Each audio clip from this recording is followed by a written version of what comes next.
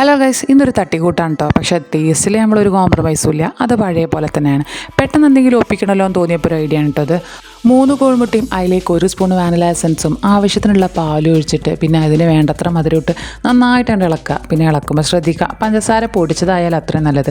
ഞാനങ്ങോട്ട് തിരക്കൂട്ടുണ്ടാക്കിയപ്പോൾ പഞ്ചസാര ആ തണുത്ത കോഴിമുട്ടം കൂടി ആയതുകൊണ്ടേ നന്നായിട്ടൊന്നും മിക്സ് ആയിട്ടില്ല. പക്ഷെ എന്നാലും കുഴപ്പമില്ല, നമ്മൾക്ക് അഡ്ജസ്റ്റ് ചെയ്യാം. അപ്പോൾ നിങ്ങൾ പൊടിച്ച പഞ്ചസാര ഉണ്ടെങ്കിൽ അതെടുക്കാൻ ശ്രദ്ധിക്കുക. അല്ലെങ്കിൽ നന്നായിട്ട് കുറച്ച് നേരം മിക്സ് ചെയ്യുന്നത് ചെയ്യട്ടോ. പിന്നെ ഇതാ 4 ബ്രെഡ് സ്ലൈസ് എടുത്തിട്ട് ഇതേപോലെ കട്ട് ചെയ്യുകയാണ് ചെയ്യുന്നത്. കുഞ്ഞു കുഞ്ഞു ക്യൂബായിട്ടാണ് എടുക്കുന്നത്. ഇതിനേക്കാളും ചെറുതാക്കണ്ട, ഇതിനേക്കാളും വലുതാക്കാൻ വേണ്ട. ഏകദേശം ഈ ഒരു വലുപ്പം തന്നെയാണ് അതിനൊരു ആപ്റ്റ്.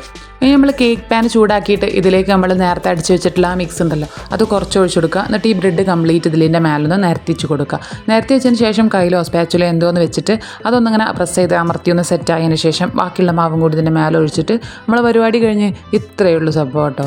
അപ്പം ഒരുപാട് തിക്നെസ്സിലൊന്നും ഇത് ഉണ്ടാക്കരുതേ, കാരണം ഉള്ളൊന്നും വെന്ത് കിട്ടില്ല. അതുകൊണ്ട് കഴിയുന്നതും തിക്നെസ് കുറച്ചാലേ അത്രയും നല്ലത്. പക്ഷേ എന്ന് കരുതി ഓംലെറ്റ് പോലെ ഒന്നും ഉണ്ടാക്കി വെക്കരുത് കേട്ടോ. അങ്ങനെ ഇത് സംഭവം മൂടി വെച്ച് കുറച്ച് നേരം ഒന്ന് വെന്ത് കഴിഞ്ഞതിന് ശേഷം സ്ലോ ഫ്ലെയിമിൽ വേണ്ടിട്ട് ഇടാൻ. അടിയിലൊരു പാൻ വെച്ചാൽ അത്രയും നന്നാവും. പക്ഷേ എൻ്റെ അടുത്ത് കേട് വന്ന പാനൊന്നും ഇല്ലാത്തതുകൊണ്ട് ഞാൻ ഇങ്ങനെ തന്നെ അങ്ങോട്ട് ഉണ്ടാക്കുകയാണ്. അതിൻ്റെ ഒരു കുറവ് ഇങ്ങനെ കൈമേൽ കാണാനും ഉണ്ടാവുമേ.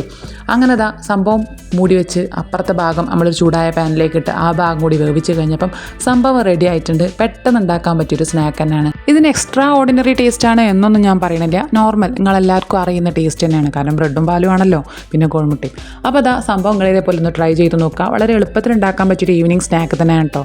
കുട്ടികളൊക്കെ സ്കൂളിൽ വരുമ്പോൾ സ്പോട്ടിൽ ഉണ്ടാക്കി കൊടുക്കാൻ പറ്റുന്ന ഒരു സാധനമാണ്. വീഡിയോ ഇഷ്ടപ്പെട്ടുണ്ടെങ്കിൽ ലൈക്ക് ചെയ്യുക, സപ്പോർട്ട് ചെയ്യുക കേട്ടോ. അപ്പോൾ എന്നാൽ പിന്നെ കാണാം. ബൈ.